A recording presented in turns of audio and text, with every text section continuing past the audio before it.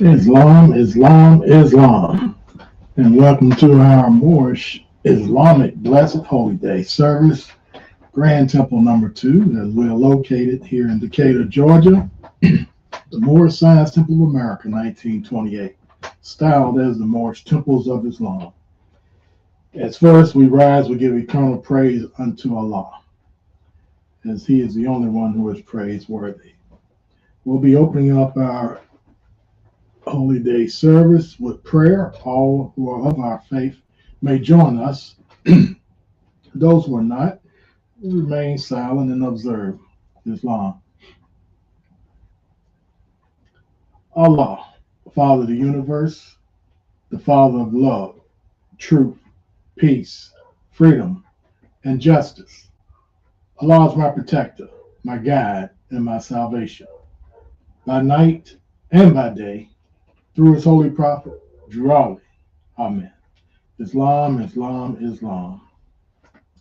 Again, we rise this day, being March 27th, the 140th year of Ali, the year 2026 in the Roman calendar year. As we praise Allah, as Allah is the only one who is praiseworthy, He is merciful and oft-giving. It is Allah and Allah alone that we worship, as He is the master of the day of judgment, as Allah guides us on the true path, the straight path. And it is only Allah that we will follow. As we praise Allah, as He is the causeless cause and the rootless root from which all good is sprang forth, as Allah is eternal. Allah is from the never-ending days of the past to the days to come.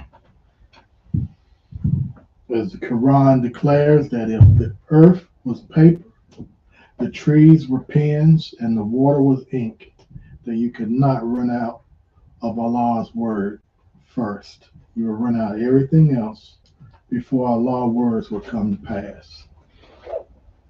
As we praise Allah for having mercy upon us and loving us in such a way that He sent in a special part of Himself, clothed in divine flesh, in His most noblest image, that of our holy and divinely ordained prophet, Noble Drew Ali, as he is the only American-born prophet in this era time. Prophet Noble Drew Ali is the founder of the Moorish Science Temple of America, the educational branch of the Moorish nation. As we give honors to who the prophet gave honors to, the divine prophets Jesus, Muhammad, Buddha, Confucius, we give a special honor to the forerunner of the prophet, we affectionately call St. Marcus Messiah Garvey, as he being the harbinger, the John the Baptist of this era time, the one who did come to introduce the prophet, the one who paved the way for love to be manifest. Purity must come first, and he was that. As we give honors to his organization that boasted membership in the millions worldwide, and there are still chapters that function this day throughout the United States as well as around the world. We give honors to the first Grand Sheikh of the Moorish Science Temple of America, St. Edward Miliel, as he was appointed to the position of Grand Sheikh of the Moorish Science Temple of America by the Holy and Divine Prophet Noble Drew Ali, and that he was unanimously accepted by the then Grand Body of 1928. Unanimously, that means no one went against the prophet's choice. No one went against the man that the prophet set forth to carry out in the position. We make that clear.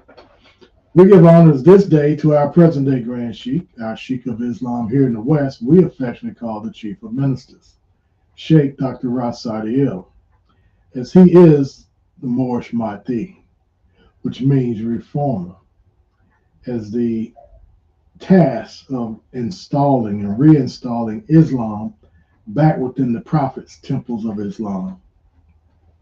And we give him high honors for this task and his progress positively impacting the whole of the Moorish diaspora and the nation at large.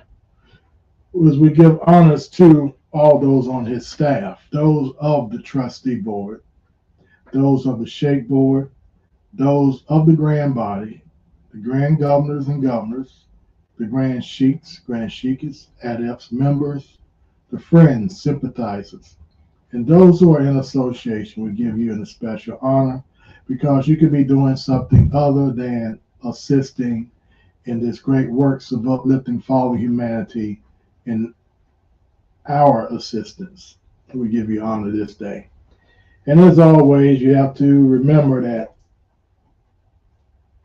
as our minister stated, Prophet Muhammad declared that every prophet had an adversary. Every man or woman of God has an adversary, those who are against what they're bringing, interfere in the work in whatever way they can.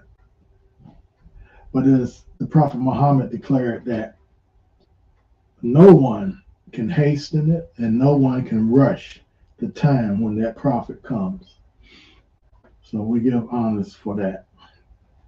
We give Islam to our minister as he is patrolling the social media, and he makes the corrections when there are errors of individuals who have lost their placement. Maybe they're on a website and for some reason they believe they're on the website with their peers, but just like the prophets say, they have blundered like a mole into the light, and they have to go back into the dark. But while they're there in the light, they want to see if they can bring anyone back in the dark with them. So as our social media police, he eradicates those individuals who will stick their head in the prophet's business, especially those of the unconscious nature. Well, we'll be reading the prophethood. And again, this is a declaration that our leadership has determined we should read because it sets the precedence for those who are watching, those who may have stumbled upon this. As it reads, when it becomes clear that a certain person is the true prophet of Allah, the natural result of this realization is that his word should be accepted, his instructions followed, and his orders obeyed. It is unreasonable to accept a man as Allah's true prophet and yet not believe in what he says or not follow what he ordains. Your very acceptance of him as Allah's prophet means you have acknowledged that what he says is from Allah Almighty, and that whatever he does is in accordance with Allah's will and pleasure. Now, the disobedience to him is the disobedience of Allah, and disobedience of Allah leads to nothing but ruin and devastation. Therefore, the very acceptance of the prophet makes it incumbent upon you to bow to his instructions and accept them without any hesitations whatsoever.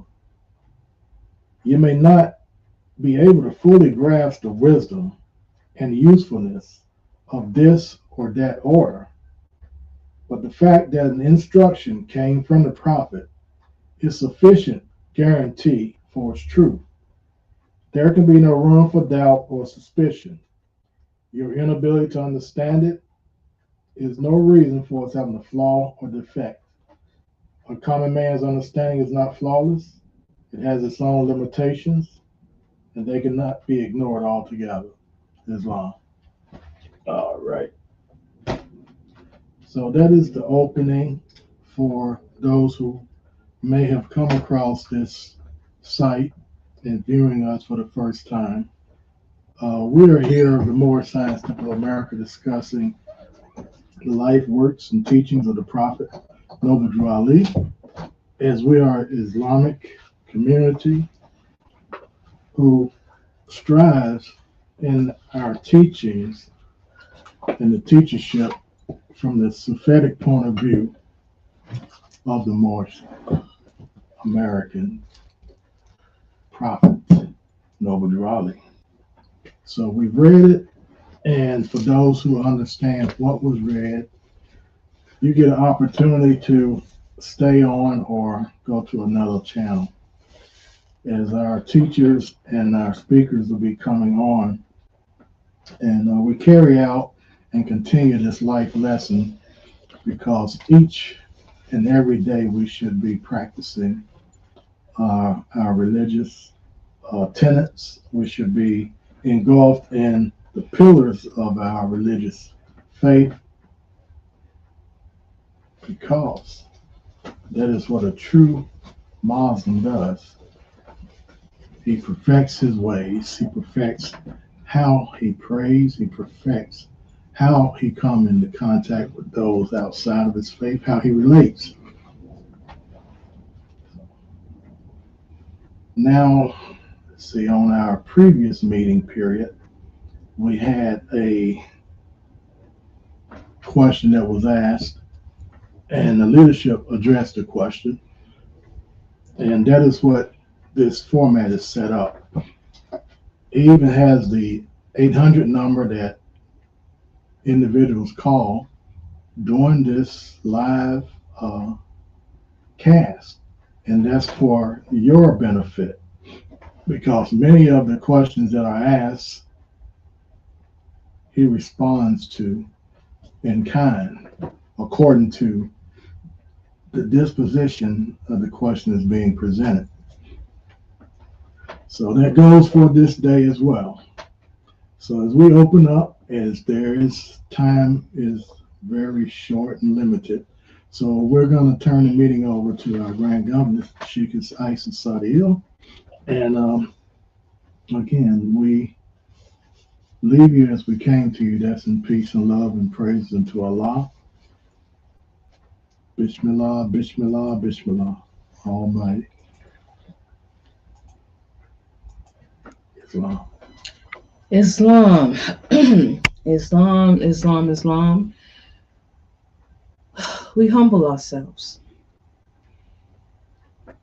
in giving our complete and perfect submission to the one true God. Another opportunity,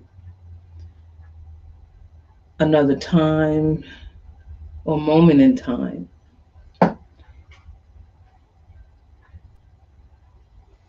to reconfirm our dedication to this journey in which we had voluntarily placed ourselves upon. No one tried to force us or convince us or threaten us to take up this charge. There is no compulsion for anyone to take up the faith of Islam.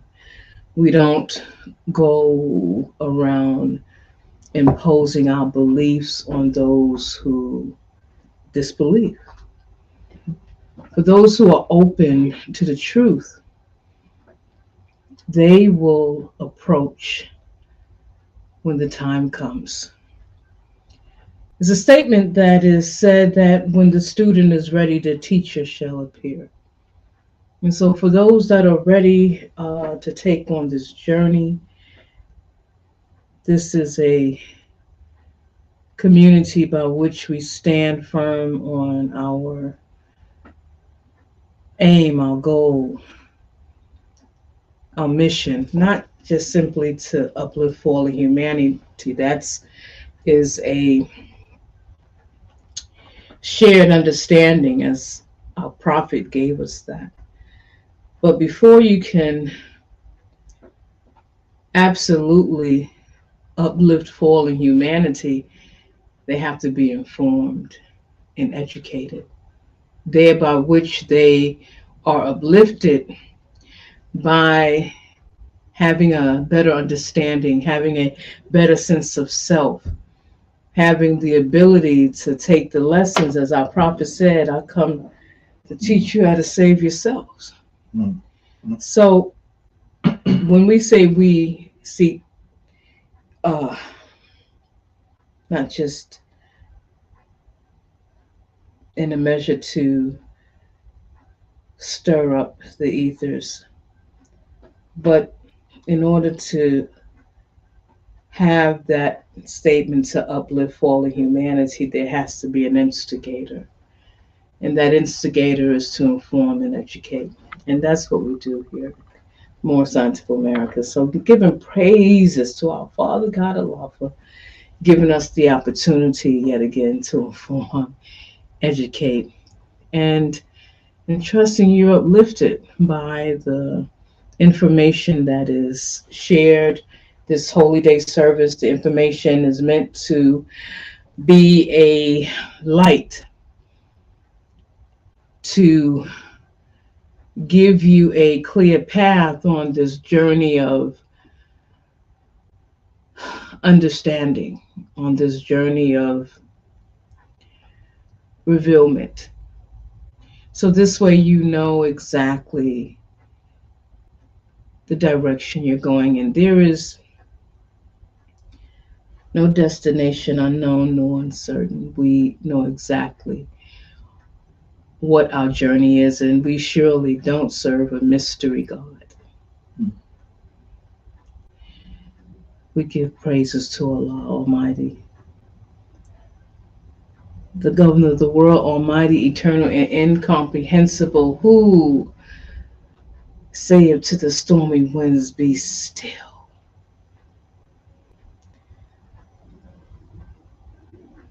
Our Father God Allah. How many times this day, this beautiful, blessed, holy day, did you reflect on gratitude and in essence of this being a fateful Friday, dedicated in the measure to be deemed a true and faithful one in our words, acts, and deeds, to reflect on Allah's measure.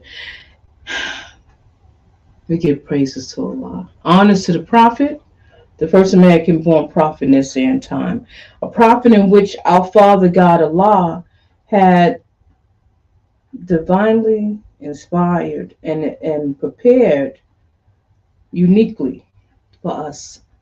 He was custom made, our beloved prophet, divinely custom made for the Asiatics of North America.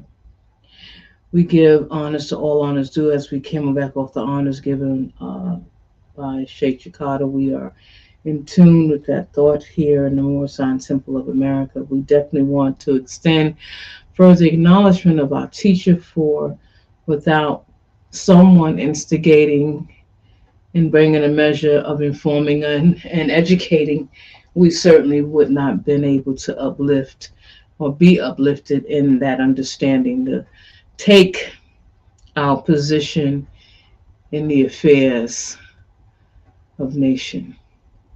And so Sheikh Rasadiel, our teacher, and a vanguard to this movement, and many Moorish American Muslims who have been introduced to the Prophet, and even to the point of certain uh, internal history about the Moorish Zion Temple of America. You have very much to thank our Supreme Grand Sheikh, Sheikh Rasadiel, for that, because there's a lot of information that is roaming the Moorish American diaspora that has been instigated and revealed, that is, by our Supreme Grand Sheikh, directly as well as indirectly. Some people don't even realize not, countless of people have rewritten lessons of our Supreme Grand Sheiks to make it their own. It doesn't take away from the lesson, because the lesson is where the blessing is. The person who presents it under falsehood as it was theirs, Allah, they assume is winking at their doings. But the truth is that the lessons will reveal itself to those who have the hearts open to receive it. And it would expose the people who are not truthful in that measure. So it's a win-win for us. They're getting the lessons. Praise the Lord Almighty. We honor you, everyone, this blessed holy day once again.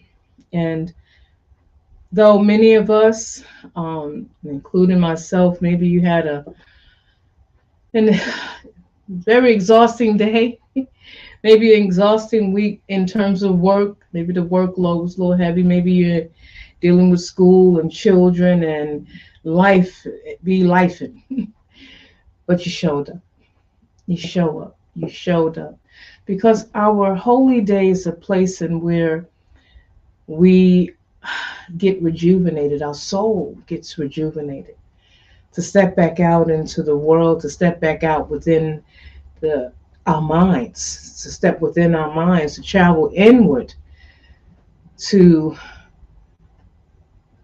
continue to strengthen our faith, practice our faith, and allowing it to resonate in the four corners of our heart, that where we can be the reflection of truth, where we can step in the light, because in order to bring the light or receive the light, you must have the light. And so we give praises to our Father God Allah for continuing to guide us. Well, this blessed holy day is coming to you by the Moore Scientific America, 1928. I'm Grand Governor Isa Sadiel, and this is wow. There's lessons upon lessons that we can pull from, and when we look at what's going on in today, there's so many people that that I speak to and dealing with the world. My thing is, where you at within your reach, create heaven on earth within your home, within your heart. You can only do what you can do within your grasp.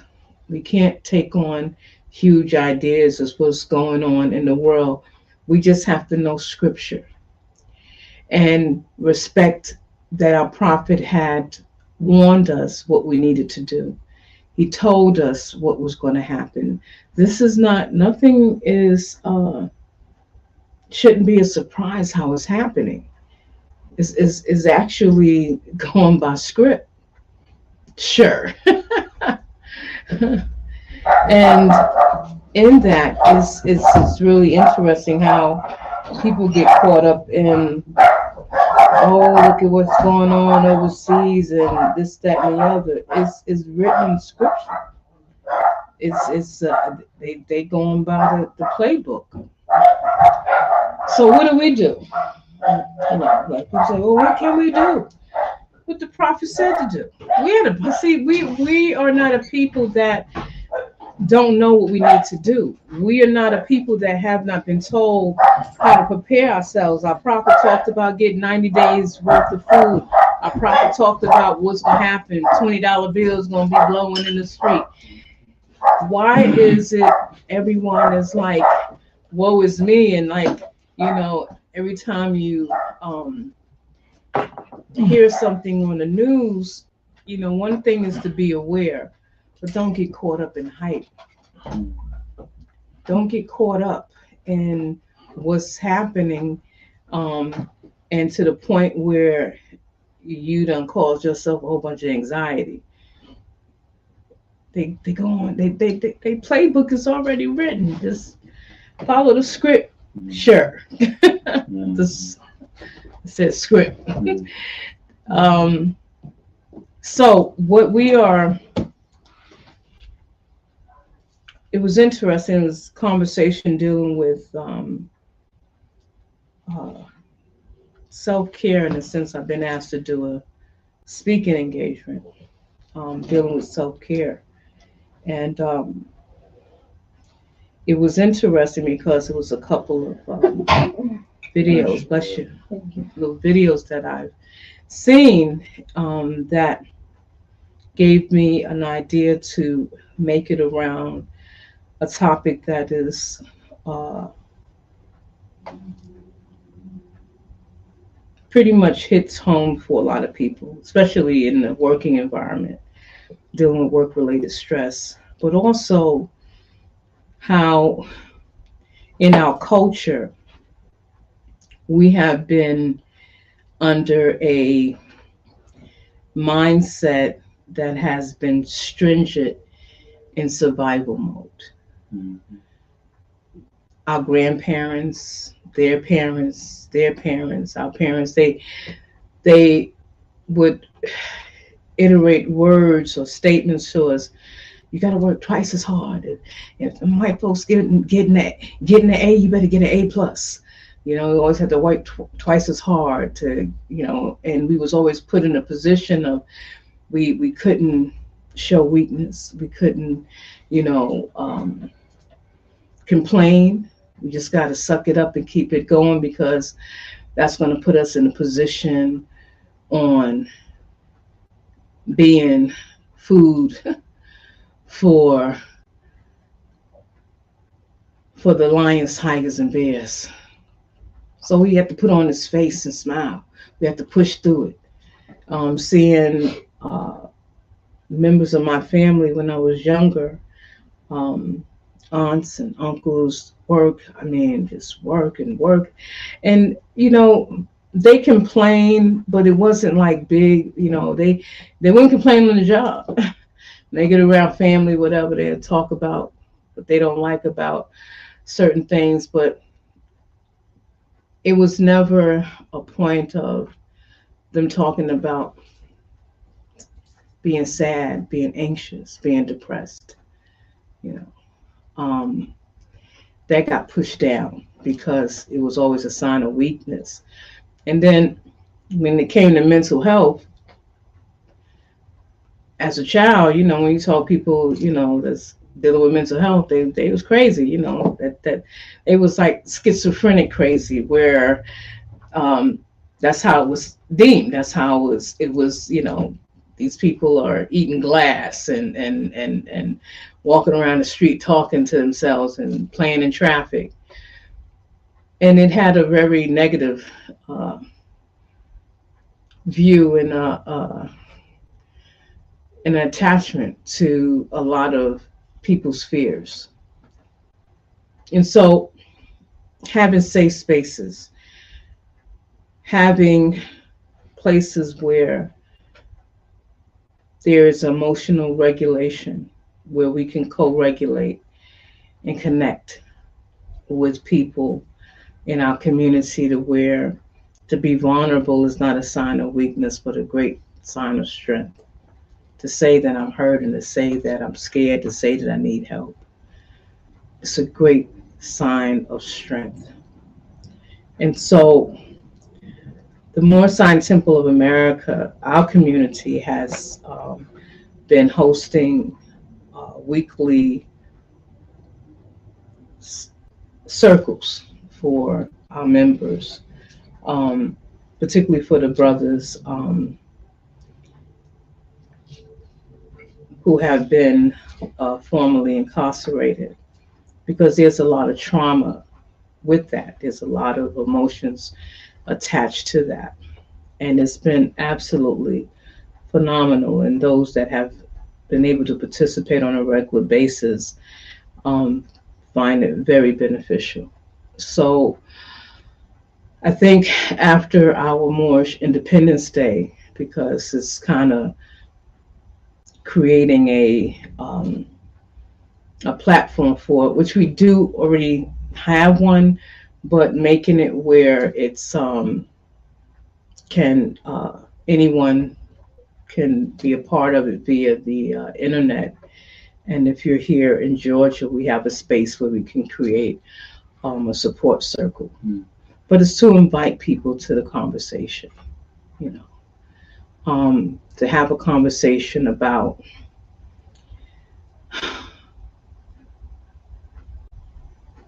what it is, how to differentiate between a panic attack and anxiety.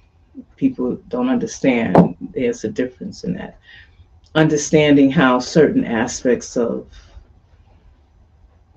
our stress is related to physical ailments. That if stress can tank your immune system and make your body go through hypertension, acid reflux, ulcers, backaches, headaches, so forth and so on, then think about the flip side of that. Because stress is here. It's, it's how our brain takes on this narrative that we still are reliving, playing over like a rerun movie of something in our past that we're stuck in that, or we projecting in the future that's something that hasn't even come, and yet we reliving it over and over and over again, um, to the point to where we're stuck in this loop of despair. And our brain is also creating that chemical, the cortisol, that flight of fight hormone filled up in all of our bodies and tanked us out to where now our immune system is affected. That's what people get, those autoimmune deficiency diseases, heart attacks, asthma, cancer. A lot of what our people deal with is from stress. Think about people, my grandparents in their times and so forth. A lot of them suffered from hypertension. And hypertension was a big thing because people didn't talk about their stress. They just worked 3 jobs, come home. Some of them self-medicated by drinking. Some of it was projecting, um, confrontations, verbal, unfortunate, some, to the point of emotional, physical abuse. But having the space to where we can talk about it is that part of what we talked about earlier, to inform. Therefore, educating you about these things, and this way you can become uplifted. And now that when we know better, we can do better. We don't have to always, keep doing the same thing over and over again, looking for different results. That truly is, as all you know, is the definition of madness. So, this is a program in which we are looking to roll out, to invite people on and starting off with a conversation, because it can be somewhat, a little bit intimidating. I know when people step in my office and it's their first time in therapy, they sit on the couch and they be like, "Oh, I'm nervous." And I definitely try to make them feel comfortable because I know that feeling. I go, "I don't know this person guy." I open my heart to them. I can tell you, they're gonna theorize me. What they're gonna do? What they writing in that book? When somebody gonna come in here and put me in a white jacket? So you all they got all kind of stuff, and I see that, and then when I said, "Well, welcome to the journey," I said, "This is like a Greek meat without the snacks and the music and the refreshments." I said, "I got some granola bars, and I could put some, you could put some jazz music on, Coltrane, Bird." Yeah, I at it, and they kind of break a little bit. Their continents kind of get a little relaxed, and to make a safe space. So that's what we want to do. We want to make a safe space for people who want to connect and have that conversation, and to be in a space to where you are comfortable about talking about certain subjects that, you know, this person gets it, where you can be in a space where, oh, okay, these are minds like minds. It can be pretty exhausting sometimes when I'm not big for small talk, and when people are not up on a lot of things that we talk about and that we know, it's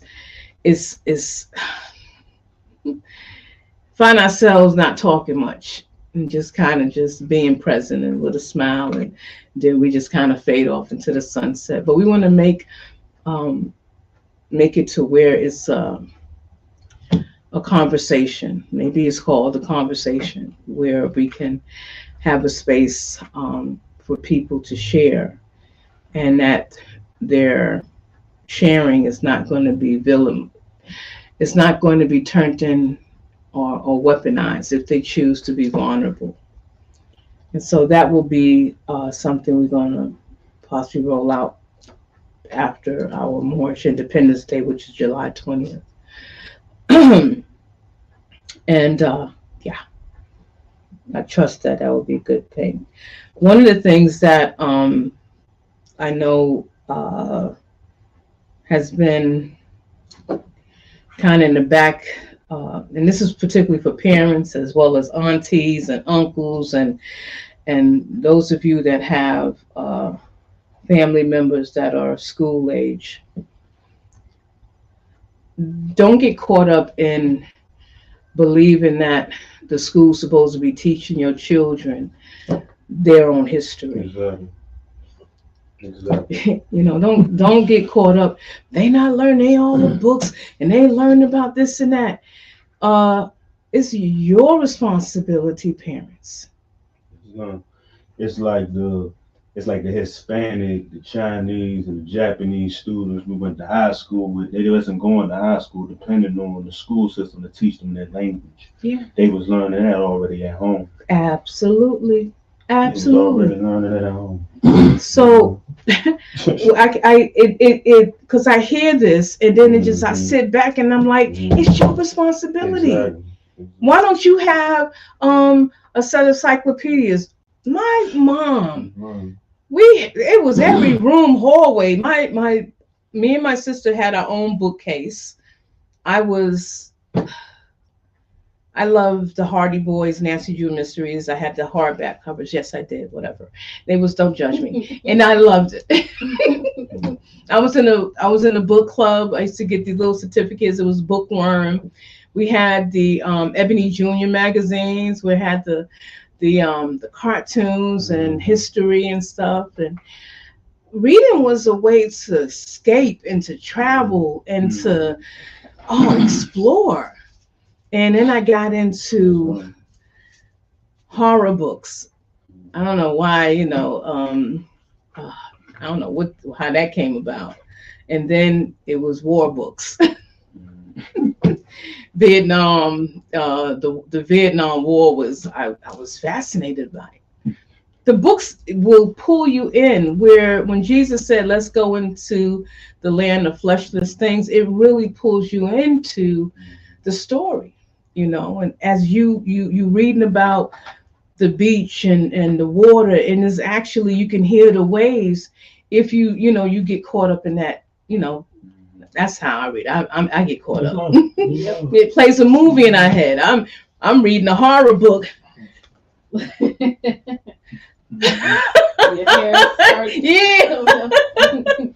I hear a noise and I'm like.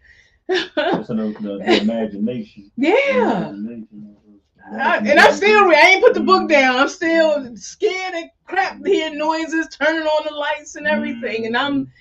But that's reading. My thing is, and I'm just saying this to our parents, to family members, be about the business of getting copies of history books, not just up from slavery. Right. Right. Whew, it's a sister's a colleague. She's a psychotherapist and she's funny from the South. And she said she used to give her teachers the blues because every time Black History Month come around, she said, ain't there other people than other Martin Luther King? That's what we're going to learn about every time. And she actually stepped out of that bubble and explored and found out so many different things, that, we had a history other than what the European gave us, and that's in the discovery. So is the movie Roots, as a child watching that was that was whew, that was earth shaking, but it put us into perspective. This is, man, this is what happened. Mm-hmm. And then it was other movies, you know, that was even more heavier than Roots that came. And then it was movies about Shaka Zulu, and then other things that, and then other books came that, where I'm so glad now having to go back um, and look at it from a different lens, because we used to think prior to our prophet's teachings that when they would talk about Berbers, it's automatically Arabs. Mm. And we didn't understand how the switch came about. And so now when you read books, you know the code words and the switch. And so now you have to put on a different set of eyeballs, mental eyeballs, to really get an understanding and appreciation of your own history, you know. So get your, you know, the books that are not, that are being dumbed down, because they're not going to be teaching about slavery, other than the people was brought over here to help build America. They're going to learn it from that perspective. They're not going to learn it from the harsh reality of colonization. They're not going to learn that. But that's up to the families to do that. Because just as Mustafa has stated, even in New York, growing up, the Hasidic Jews, they had their own schools, you know, and even if some of them went to other public schools or whatever, they they learned their history when they went home. They know who they are. Yeah. So when our people are depending on a system that did it, what did Malcolm X said it plainly. How are you going to depend on a system that treated you wrong to teach you right? That threw you in your current law state.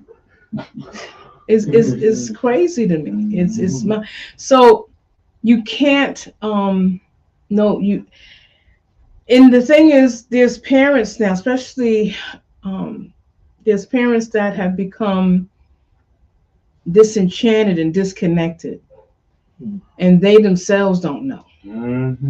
So a lot of times the children are suffering because they're in an environment that the soil is not rich.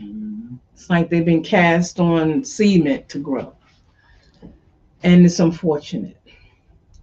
That's why if you have young children in your family, if your auntie or, you know, cousin or someone, you know, sometimes we can, you know, be an instigator, you know, because I think about certain people in my life, and I'm sure if you think hard enough, you can recall someone in your formative years that really set a tone with you in terms of teaching you about uh, ethics, you know, not to wipe your, you know, not your mouth with your sleeves, you know, how to sit up, how to talk, you know, talk, how to walk, and all those things. So those you know, people, they planted a seed in us that grew, and we was able to be in a village to help cultivate that.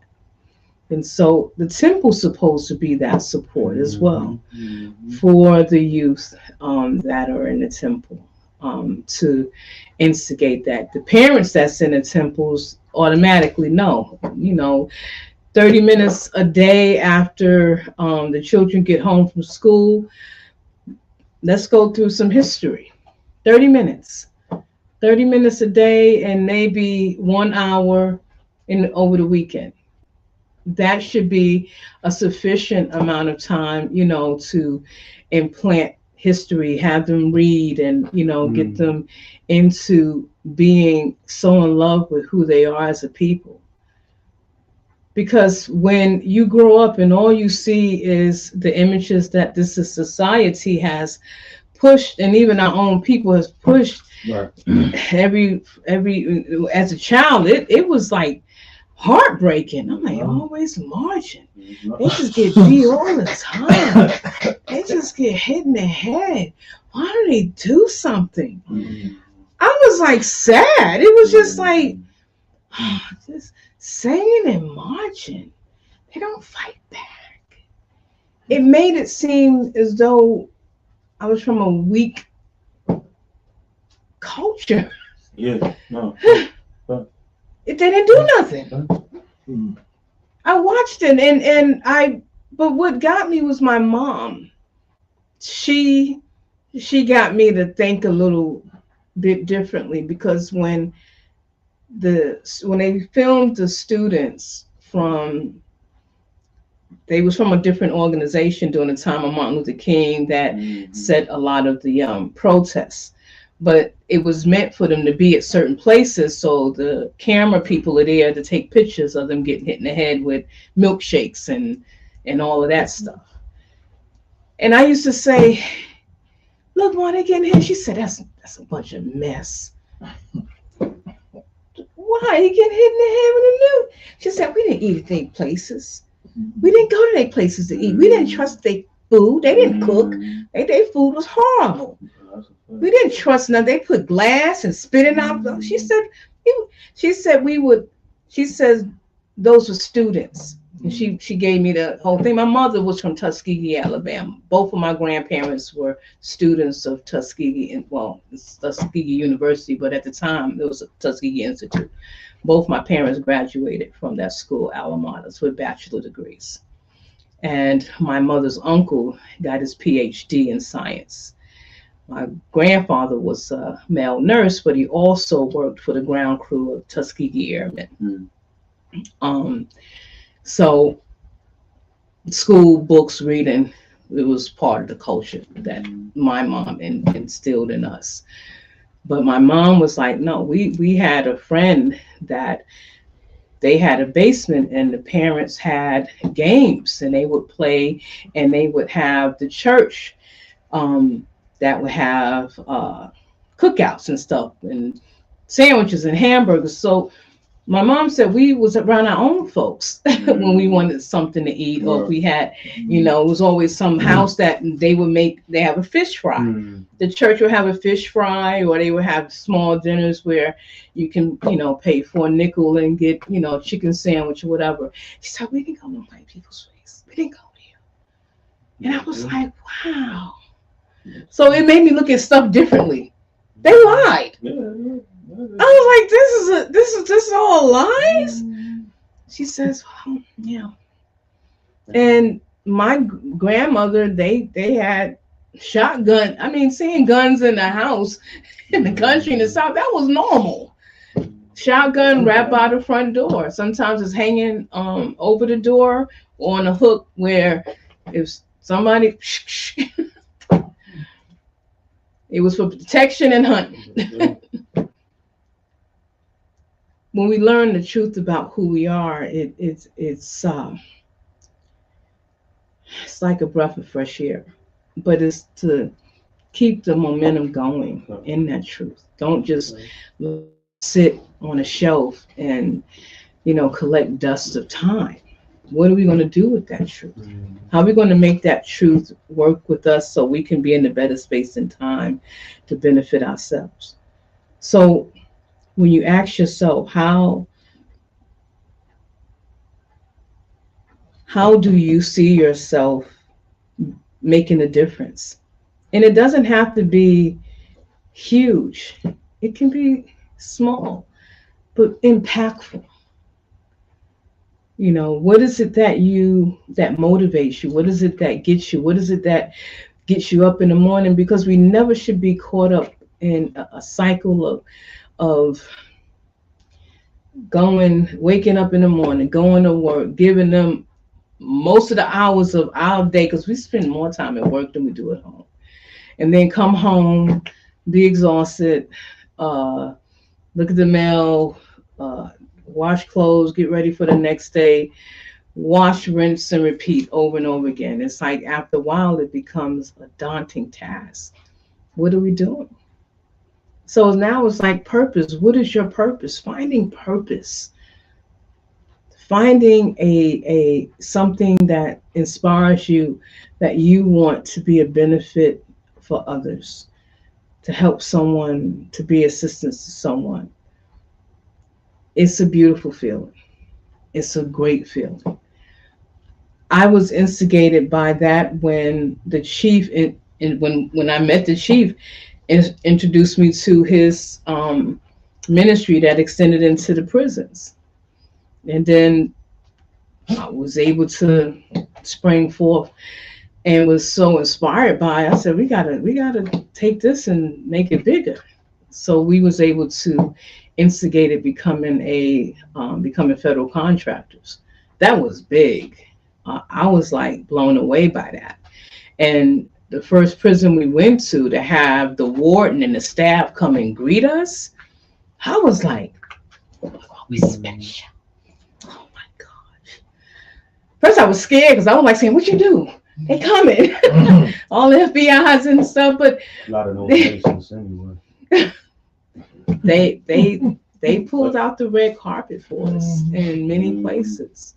And it was beautiful. And to call Washington, D.C., to speak with the chaplaincy director. Oh, we're very well familiar with the Moorish Science Temple of America, 1928. Literally. I was like, well, okay.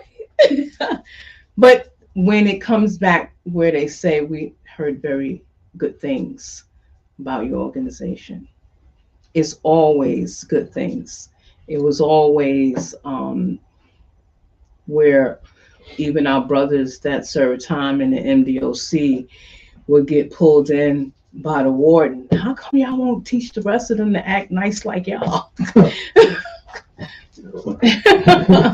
How come? What are y'all doing different that they need to be doing? You know, and they said it's no compulsion, but they ain't us, and we certainly ain't them. You know, everyone has an opportunity to do right. Everyone has an opportunity to better themselves, their condition. So once you see someone that's in a better situation, you sitting there eating pebbles and rocks, and they eating chicken. Mm-hmm. You know, it's come on. It's time to rethink the game. But to think to see it manifest, and for us to see our brothers come home, our family come home, and absolutely, kill a game in terms of getting a place, working, doing what they need to do. That is momentum, but it had to start while in there. And so one of my things when it was asking me what would my theses be written on, prison reform, that's a redundant idea. And it's not to say that, I don't have any hope. It's just that when you understand the system that's already been put in place to make sure that perpetuation of institutionalized systemic racism, the new plantation continues. Mm-hmm. And they put a whole bunch of stuff in there to make that happen. Mm-hmm. So how do we tap into that? Well, how can the beast is the beast in terms of dealing with the municipalities of certain government structures. Mm-hmm. And it was my teacher. She said, you need to pull it back and do what we generally do. Inform, educate, and uplift. Humanity. We're not trying, we can't change their institution. Mm-hmm. But the institution can be affected by the way that we're able to change the hearts and minds of brothers and sisters serving time. Mm-hmm. To where, though their reality may be concrete and still,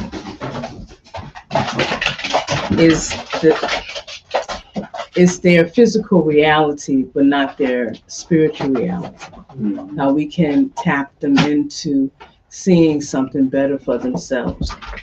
Even when many of them have stated to me, and this is some of the brothers that's still there, that they may not be coming out. They haven't lost all hope, but because they are so infused in their faith, in the teachings of the prophet, they still hold fast.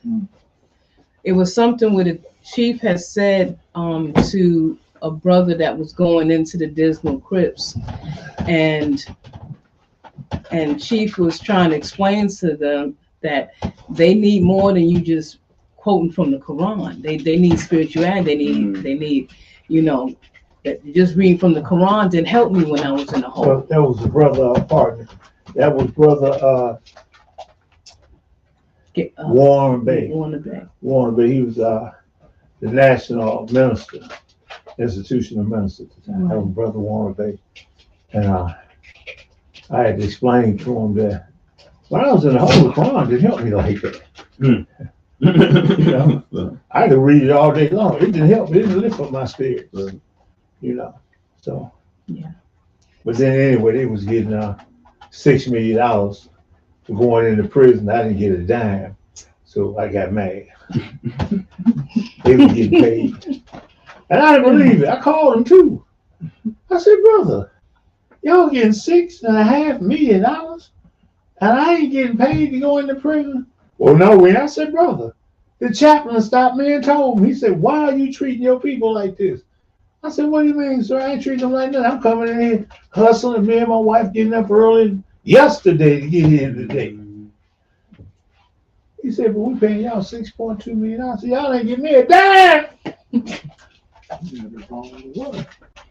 He brought the paperwork and showed me. And that's when Warren Bay stopped talking to me.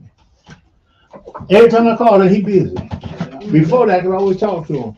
But when we found out they getting $6.2 million. And then they started paying me $40 to go in to the prison. But he got More Scientific America Inc. Now the More Scientific America 1913, they was getting $6.5 million a year to go into prison. I could have got a hotel and everything for that type of money. I could have brought what's the little hotels we still on the highway we stayed in? 6, like Hotel 6, motels. You can buy one of them for $300,000, $600,000. Yeah, 600. They was getting $6 million. Yeah, and a half dollar. I could have brought one of them, had that as a halfway house for brothers coming out of prison. Hell. Motel 7. Yeah, brought one of Motel 7. 37 rooms in it. I looked it up. It was 37 rooms in it. Yeah, there's something about 4 or 5 of them. $600,000, $300,000. Took it and made a halfway house so the brothers come out of prison. Well, they messed that up for everybody. Yeah. Yeah. I'm going to turn it over to our teacher. Why?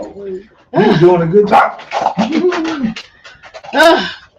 You're doing a good job. But parents, it's your duty to teach your children. Don't be getting mad at them schools. They doing their job. That's it. Mess up the children. Get your books. Get the bookshelves. Collect books. There's a whole bunch of them in the used bookstore. And walk at the Goodwill. Goodwill. Goodwill got all types of good books. We said public school system honoring their own father and mother. Yeah. Yeah. Yeah. Yeah, that's exactly what they're doing, honor their own fathers and mothers. They not teaching my child nothing. Neither are you. It's not you talking about they ain't teaching your child nothing. Neither are you. Especially these Moors. Your ancestors. Like, yeah, your child running around with cutout pants and stuff just like the child in the school. What's the difference? He said the brothers' ancestors were migrants. Yeah, you know. I'll be looking. Let me go. Islam arises in all perfect praises to Allah, Father of the universe, Father seen, unseen, known, and unknown, giving high honor to Allah manifesting Himself through our holy prophet. Drew Ali this day, yesterday, day yet to come. Islam, Islam, Islam. Bismillah. You know, sometimes you have to wonder. Give you an example. Brothers in California from that reputable temple, I'm going to call it reputable temple, the Moorish Sign Temple of America, of California, of Oakland, of Hawaii, of the world. That temple. Somebody say something?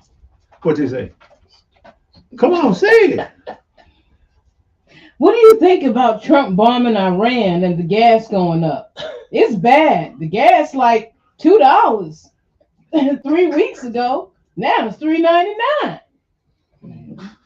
Well, y'all voted for him. Only I say y'all voted for him. He didn't get in office by himself. He had what? Over half of the votes. So, and he said he wasn't gonna cause no war. He said that was Trump and them and Biden, because they weren't negotiators. Well, y'all put that man in office knowing he crazy. You know he been to Epstein Island having fun. You know, yeah, he been over to Epstein Island with them little girls and little boys.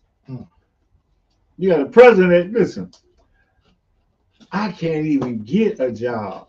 This man got 32 convictions, 34 felony convictions. Do you know a brother with one conviction can't get a damn job? You better say it. Well, brother with one conviction, he can't get a damn job. They talking about putting him on the dollar bill. Yeah. Now that he signed up for it, he's the president. Now just think about that. A man can have 34 felonies and get a job running the whole damn country. I can't even get a job in the bank. If I go right now to the bank, say, listen, I'm Raul, I've been in prison for 15 years. Get the hell out of here. That's all they're going to do. Get the hell out of here. I just want to run a job for bank manager. We get the hell out of here. This man running the whole economical system. But he a billionaire. Listen, he ain't no fool. You can't be a fool and be a billionaire. Because when I come up, it says a fool and his money soon depart. That man's getting more money. His children, he forming companies 11 days old, they get $1 billion contracts. That ain't dumb, that's smart. That's why y'all at war. Yeah, I wish I could talk to Trump. I talk him to give me some chump change, a couple $1 billion, a couple $100 million. I wish I could talk to Trump. I had something to say. Get them people. Yeah, get them people. I don't care who they is, as long as they ain't my people. Get them people. Can I get 20 million, 100 million? Just to get started. Yeah. You sell out. That ain't selling out. You did it. The people that answered the question, I wouldn't bet you they voted for somebody. If they didn't vote for nobody, then they didn't do their job. Yeah, I'm gonna sell out for $100 million because I got people to feed. Yeah, let Trump come over here right now. I'll be make America great. Because he give me $100 million, he'd have made America great. I'm all for him. Listen, I'm gonna get a line. Listen, I'm gonna eat that mayonnaise sandwich. I'm gonna get me what's that salad with raisins in? Potato salad with raisins. I mean, all that, and be smiling. Good. But anyway, that's not selling out. That's enjoying yourself. See, that's called like brothers. Soon they po. Soon they. I'm gonna tell you this story here. I was in California with this brother named Rick. May Allah be pleased with his good. I don't know what he's doing now. So we out there. We dealing with a millionaire. Now the millionaire, he owned the 45th floor of that pyramid building downtown San Francisco. I went up there and put my hands at the top like this here. The man owned the 45th floor. So you know he got money. So when I meet Rick, and we go over there, the guy's a musician. At that time, he had the four tops and stuff. He was hooked up with all of them. Rick writing songs for him. So I go over there. And the guy's curious about me because I ain't trying to sing. I ain't trying to dance. I ain't talking about no music. I'm looking at things. So he take us to this ocean side restaurant. They got a listen. Ain't nowhere in the hell I'm gonna spend $300 for a bowl of clams. Not wrong. I give me some chicken wings and move on. And I'm looking at this man spent almost $1,500 just eating lunch with him. Eating caviar? No, I don't eat no snake, no eggs and stuff. I'm not into that. So anyway, I'm sitting up there with him, and so Rick say, he got the spaghetti, right? So the guy tells me, he said, listen, you can't sit at my table if you don't eat. I said, okay, can I get some clam chowder? Clam chowder, $150. The hell a bowl of clam chowder like that? You know how many bowls of chili and clam chowder I could buy for $150? I'm just looking at him. This man got ugly money. So Rick, the guy's Italian, so he gets some spaghetti. He eats spaghetti, Rick eats spaghetti. Rick like, oh, this is the best spaghetti. Oh, this spaghetti. I just looked at Rick. I just looked at Rick. And I was wondering, wait a minute, let's see what this is. Islam. 2594 Stardust Trail, right? Who is this? 2594 Stardust Trail. That's your address, right? Who is this? Who? That's how you talk. That's where you live. Atlanta, Decatur, Georgia. Who? That's the address. I knew it was him. Ain't not. Yeah. Oh, Man, I knew it was him. See. Well, he just did a live threat. Yeah. On the street.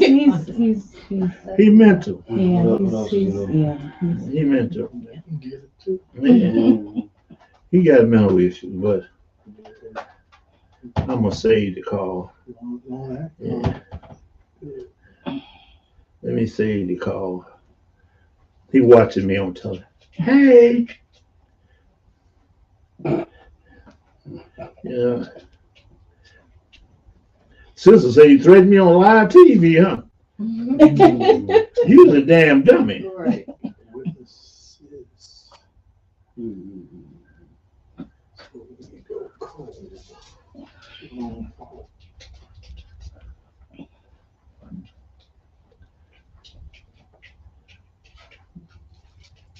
Anyway, so after we were eating this stuff, so he's looking at me and I'm like, he said, what do you think of spaghetti? Because I ain't love spaghetti. What do you think of spaghetti? I said, it ain't that damn good. So Michael Prince looked at me and said, what? I said, man, nobody's spaghetti better than my mama's. I said, I don't know who cooked for him. I said, my mom, ain't nobody food better than my mama's. So after that's how me and Michael Prince started getting cool. He started inviting me and stuff, and we would talk. Anyway, Prince, I came back to California. Prince, somebody had assassinated him. He was one of those Italian brothers. Somebody assassinated him. So another one of his Italian brothers killed, or a couple, I don't know, him and his wife. Matter of fact, he owned that hotel that when they had that movie hotel, he brought one of those rich people's mansion. That's what he got killed in. But anyway, this is the thing. Have you noticed, like this fool here called me, why are they so interested in me? Now, the brother in California, he do this here. He contact me. The prophet that practice Sufism, why you got a Ramadan other than the Muslim? I'm like, why are you kissing everybody else's butt? You have to ask yourself this question. Now, our prophet brought us everything he said to take to save ourselves. So that means whatever the prophet brought us has contained within it the miracle of uplifting self. Everything our prophet brought us was for us to make rules and laws and regulations to better ourselves. Now that's according to what these brothers, this is what gets me. The brother in California, he's of the same group of the More Scientific of America of California, More Scientific of Hawaii, More Scientific of Oakland group. And I'm like, you don't know that? All right, so let's see. All right, if the prophet didn't have Ramadan, did he tell me I couldn't have one? Let me look. I looked through the whole record. Prophets that do uplifting acts. Okay. You brothers run around with them Arabs. Assalamu alaikum wakatuka buka hookah. How your mama doing? All of that. But if you go to their country, you become a slave. Right now, they got Negroes over there as slaves, Africans as slaves. But I'm trying to figure out, how is it that you can tell me I can't have a prophet, but you can have a slaveholder? You can have somebody that can rape your mama, your sister, your daughters. You got somebody that can molest your child. But the person is telling you to do for self, raise up you mighty nation. You don't want to do that. Especially Moors. Moors do this.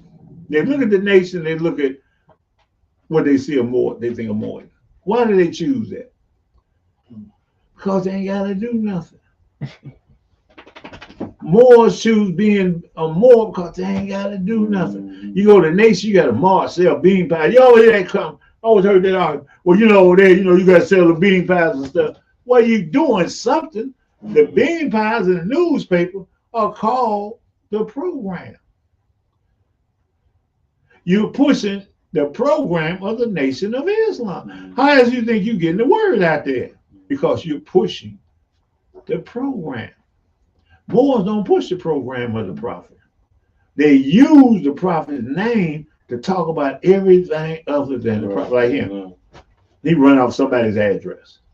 He giving off somebody's address. Like we supposed to be scared of him. He go to the wrong house, he be all right. It's not in the power. Yeah, he be all right. So when you look at this stuff, you have to imagine where our mind at. Look at this guy here. That's all he called for. Where's his mind at? And he used to be over here. That's why I put him. See, there's two things you're gonna get over here: moles or hoes. You're gonna come out this simple or mo propagating the faith, or you coming out of hoe, prostituting yourself. And these brothers across the country, they hold on to it. I got pictures of brothers sitting in the mosque jids doing Ramadan with their little top bushes on and stuff with their children. I'm just like, y'all ain't never came to our Ramadan. Y'all don't even hold our Ramadans up. Y'all wait for these Arabs to look at the sky and see the moon. I see the moon. Stop eating. We won't stop eating. You do everything they tell you to do. Now, if you go to their country, now I'm going to tell you what I know to be factual. Back in the 50s, Moors got together and went to Morocco. And they got to Morocco and they got caught up in the trap of traffic because the guy told them, come on, I'm going to take you where your people is. And they went there and the people enslaved them. About 5 of them came back. And already they got back because the government was working through Mr. Kirkman Bay. And he signed off to get them back. But why do you have to worry about that? I was just looking at a video where the guy had a change around these women's neck and men's necks over there in Morocco. And I'm just like, what the heck? There's devils in all of our groups. We have to fight our devils and fight the devil. That's a shame. You can't turn your back on your own. And they think they're clever. Now, instead of this brother say, can I come home? Can I do the right thing? He want to talk about the wrong thing. Why? Because without us, he's nothing. Can you believe that? Without us, he's nothing. He's like a woman. I can't have you, nobody can. Why a woman? Men say that too. Right. See that? Look at y'all. On movies. You know the documentary. See that? It says how they got. Why? On movies. Somebody say something? What they say? We ain't glad to answer questions while we're talking. So the question becomes, if you're a Moorish American, why are you so glad to celebrate with the foreigners who enslaved you, and all these brothers taking their names, Abdullah, Bula Hula, and all that other stuff. You know, we got African names. Kente, Kenyatta. I mean, the roots showed you that we had a lot of African names. Why don't we have African names? You know, y'all have names like Spoon Bay. Spoon. Your mom and daddy's name was Spoon when you just put Bay on it. Spoon Bay. You know, I seen brother Allah to the fifth power. Named him at the dinner table. Yeah, that's a spoon, man. Puns, metaphors all over the place with that, man. So the thing becomes this here. The prophet didn't bring us foreign Islam. When you get a prophet, you get somebody that's bringing you something elevated. What Jesus brought his people ain't good for us. Our people don't understand that. What Moses gave his people ain't good for us, because Moses had leprosy. Moses brought some stuff to cure people that had leprosy, and now you got white Jews. Muhammad came for Arabs, because Muhammad still had slaves. So he couldn't have came for us because he's talking about, no, there's no superior between white and black. Yes, it is. If you got me as a slave, and you particularly go hunting for me to make me a slave, then there is a difference. Somebody lying. Somebody look up Surah 45, verse 1 through 6 for me. I want to check something out. 45, 1 through 6. And I was like, we have a love for our people. That love supersedes disagreements. So I'm not mad at people that don't want to Ramadan with us this year, last year. You the same people. I'm not mad at you. But when our Ramadan become popular, please don't run over here like you got something coming. I had a brother tell me, yeah, brother, I watch you. As soon as you do something, I'm going to just, wait a minute, as soon as I do something, you ain't doing nothing where you at. No, you said Surah 45, verse 1. 1 through 6. Read it for me. I want to see something. This is what I think I glanced at it earlier.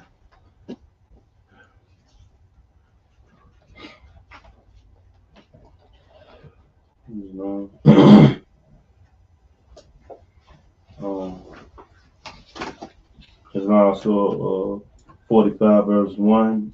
Let me see yours, man. 45, 1 through 6. 1, 2, 3, 4, 5, 6. The revelation of the book is from Allah, the exalted, and might in the wise. Indeed, within the heavens and the earth are signs for the believers, and in the creation of yourselves of what he disperses of moving creatures are signs for people who are certain of faith. And then the alternation of night and day, and what Allah sends down from the sky of provisions and gives life thereby to the earth after his lifelessness. And in his direction of the winds are signs for people who reason. They are the verses of Allah which we recite to you in truth. And then with the statement after Allah and his verse will they believe. So generally speaking, it's saying the clear sign, the clear methodology that we have to draw from in Islam is the word of Allah. It says a clear sign. That Allah has given us a clear sign through his prophets and his messengers. Now, when a prophet comes, the people are really in bad order. They're in bad shape. They raw, they ugly. So when the prophet comes, he began to uplift the people around him. So when the prophet began to uplift the people around him, they began to see a little bit better. Now, I was talking with him over today, and I was explaining, that the first generation was living out history. They didn't even know. Mm. They chose the prophet because he answered their questions, their inner questions, their inner being stuff, and you could feel what the prophet was saying. Mm. So that's why, like George Courbet, I Courbet, and them, that's why they joined the temple. They was living out history. They had no hindsight. Mm. Because now they're looking at somebody that's teaching them about divinity and the earthly salvation. He is separated the two, earthly and divine. He's establishing heaven on earth, and at the same time, got you thinking better. Well, I can't do that. I ain't gonna go here. I can't do this. I can't do this. So when the prophet began to teach the more, that generation really didn't understand everything. The cook babes, for example, I think they was in the temple about a year before the prophet found he could use them and send them to Baltimore. First he sent George Courbet, then he sent I Courbet.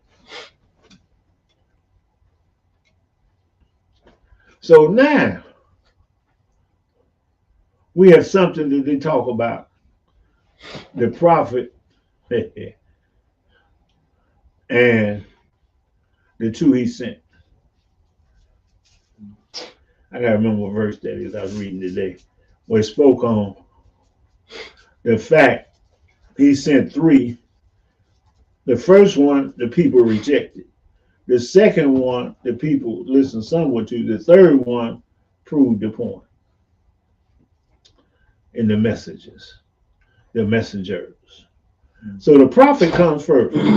We read Surah 14:4. It says the prophet comes speaking the language to become with the experience. He knows the experience of his people. He knows another prophet can't come to you because he don't have the experience. You don't have the in-depth thing, and you're not going to relate to him like that. That's why no Arab could come over this country and raise us, because he had none of our experience. Plus the fact they still enslaving us. So you had somebody from amongst your own numbers, and that was the prophet. Now, as soon as the prophet untimely death, most of us fell back to sleep. The prophet knew that. History tells us that. Just like Muhammad, they fell asleep. They started talking about what Muhammad said, what it means. Now think about that. They didn't tell you what Muhammad said, this is what it means. Somebody read Surah 997. I'm going to show y'all just how deep this is. You never hear this said in the mosque. When the Imam will teach, he never teach you about Surah 997. Sister Quick. Must be because she got that page out the Quran, huh? Yeah. The nomadic Arabs around Medina are the far worse in disbelief by hypocrisy and less likely to know the laws revealed by God to his messenger. So what you're saying that these Arabs are at least to know and understand what the prophet was given by Allah. They weren't religiously minded. You got 360 idols in your head. Think about that. Your fairs is marked with 360 idols. See, people think when they say don't mark your fairs, it's talking about your religious headdress. It's not. It's talking about what's in your head. Because what's on your head is symbolic of what's in your head. You wear the fairs for a reason. It's symbolic for a reason. It's on your head for a reason. So you are marked for a reason. See?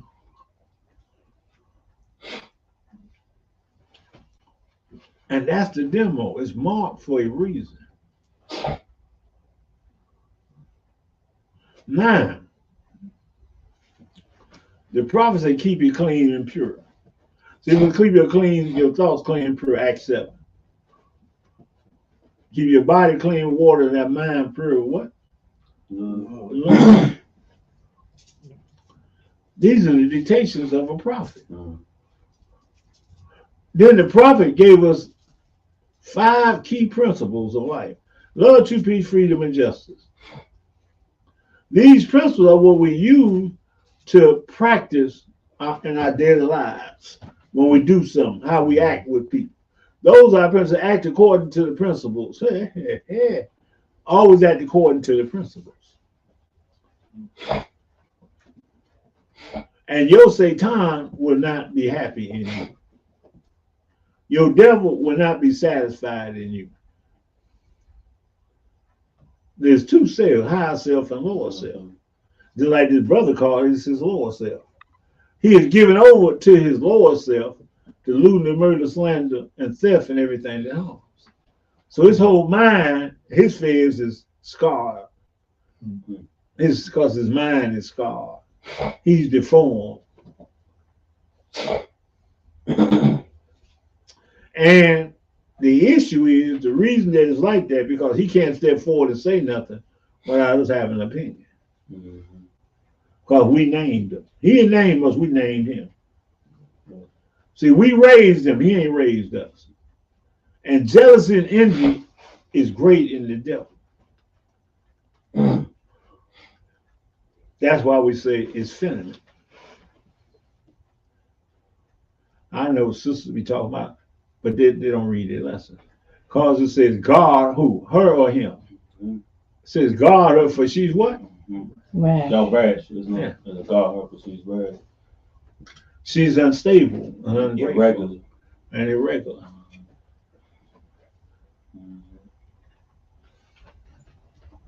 Now, men's are like that too. But we're looking at the fact, who did the devil come to the garden in? Who come to the garden? He didn't come to no man. He knew better to try that. And with his canal and cleverness, he went to the woman. There's a lot of brothers that think they're manly, but they're really feminine. Mm-hmm. A lot of them have been flipped by their parents, by the society. Mm-hmm.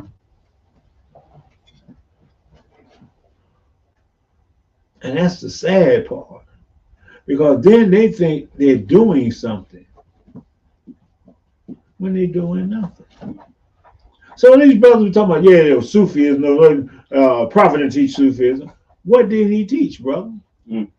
Because you saying that the temple was divided when the prophet was here. Mm.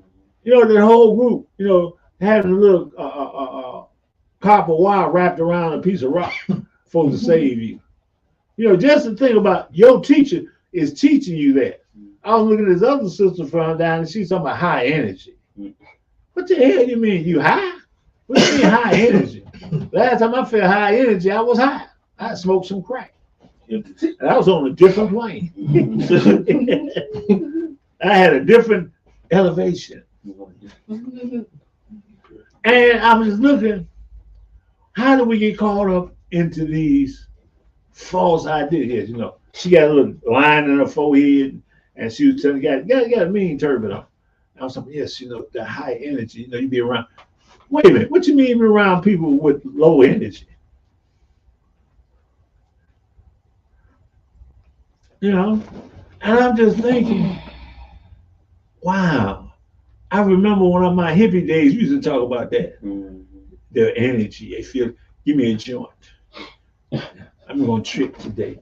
I'm going to take me some purple microdot acid. I'm going to trip today because my energy is low. I'm going to lose my damn mind. I'm going to sit here and just look at the wall drip all day, all night. That's what I used to do. How the paint be on the wall? I used to sit there, take my ass and just look at the drops. Go down, come up, come up, come up.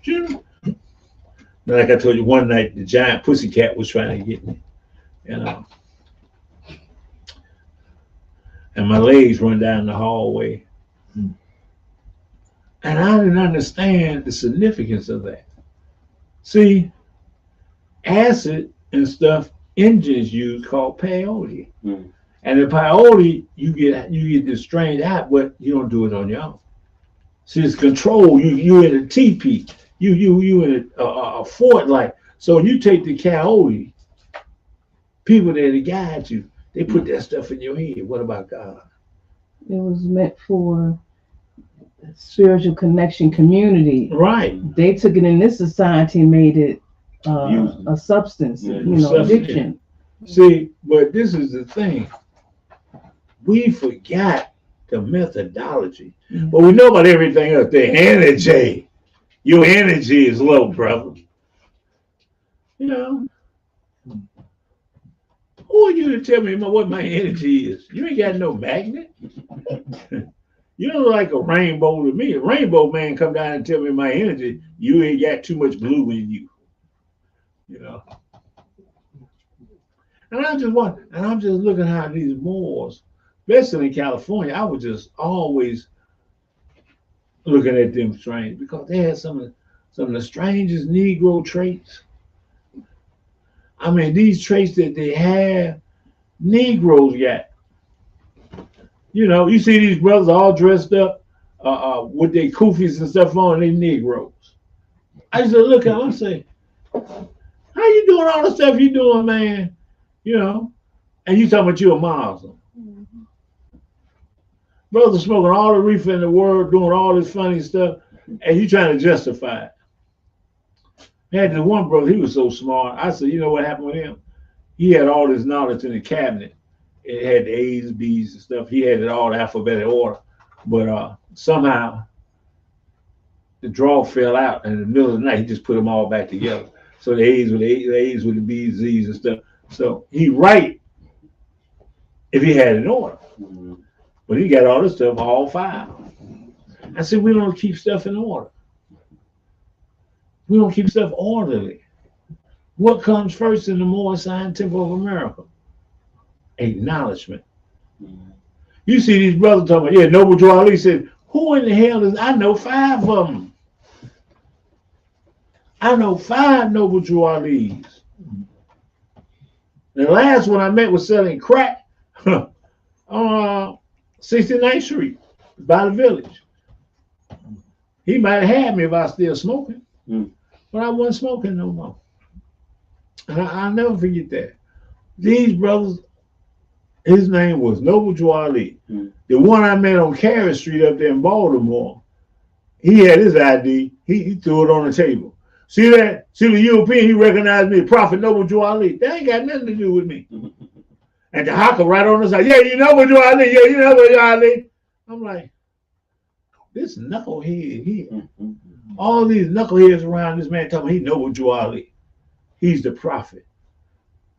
Now, the reason they went for that, because he did do something that was clever. He got a bunch of buildings and grant money to rehab the buildings. So that's what he tried to throw in my face. I said, money don't make the man, bro. See, I got my lessons down. Money don't make you a man. You might be a good businessman here, but then I heard he lost all that. The government came back because he misappropriated money. And I'm like, okay. But because he had something, brothers was kissing his butt. Sisters was kissing his butt. Instead of everybody recognizing, what is the first thing you have to do to become a Moorish American? The very first principle to become a Moorish American is what? Love. So you see the prophet and you hear his teaching, you feel, as they say, happy feet, feel the love. You got to feel the love. What is this love? This love is the love of God. And the love of God touches you, and you have the God in you, and it touches it. And that's a hell of a wave. Then when that love touches the love of God in you, you got a hell of a wave. You got motivation that has never been in you before. You know, only time you get this type of motivation, you smoke some crack. Crack will make you stand up and do stuff you ain't never done before. Oh, God. Shoot. You smoke some crack, you be out in the rain. You ain't have, huh? What'd you say, sister? What? Playing in the water hose. Yeah. That's just a personal story. I seen some people out there went crazy. My buddy, he was in the street corner with 2 screwdrivers stabbing at people. I had to get him. Yeah. And he was my favorite, one of my favorite brothers. I'm talking about James Thompson Bay. May Allah be pleased with his good. He gone now. Well, I found him on the corner. He was stabbing people with screwdrivers. He just got his SSI check. Boy, did we smoke. He got that check. I think he got about maybe $15,000. Boy, we paid for our hotel rooms, and we brought a bunch of crack. We had, listen, and I went out. I forgot what I went out to do. I went out to do something, and I was with my buddies, and they drove by. I said, "What the hell? People running." He's stabbing at him with the screwdriver. I said, "Thompson, what are you doing?" He said, "Huh? Get in the car, man. Put them damn screwdrivers down. You ain't gonna stab me in my head." Yeah. We was dropping crack all on the floor going upstairs. We had crack everywhere. Oh, we used to get high. We had one day so bad. I'm telling you what that crack will make you do. We was in the room with this sister. We always about 2 sisters in the room, about 4 brothers. We all talking about pulling trains and stuff. There's one sister, she's sitting next to me. She said, "Where the bathroom?" I said, "In the hallway." She go get a cup and pee in the cup. I'm looking at her, smoking my pipe. I ain't gonna let the smoke go.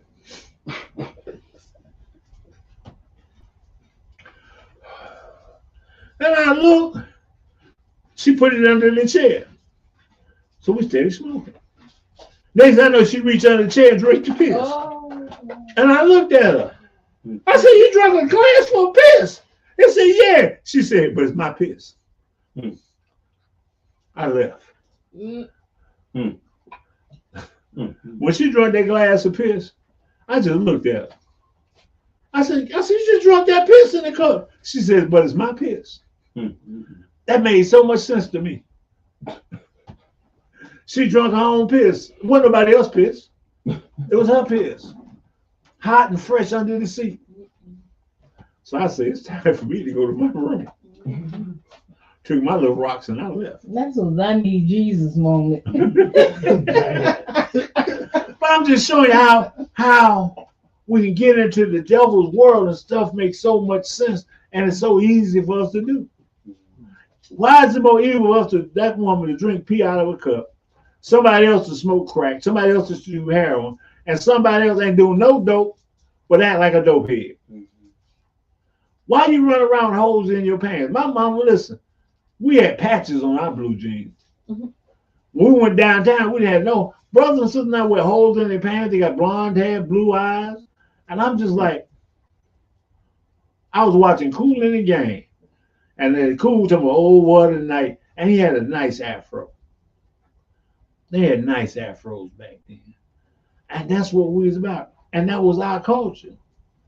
Check that out. That was our culture. Where we get the dreads and stuff from? That wasn't our culture.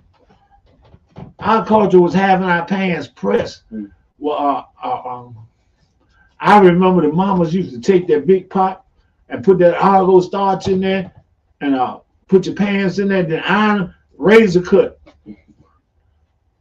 Be so sharp, but you had no cat faces in your pants. Now you want cat faces and everything. How do we go butt backwards?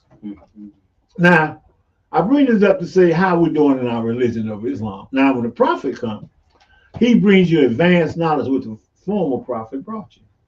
So you elevate. So prophet Noble Joe Ali came, but they waiting for you to do something more? Yeah. They got you trained.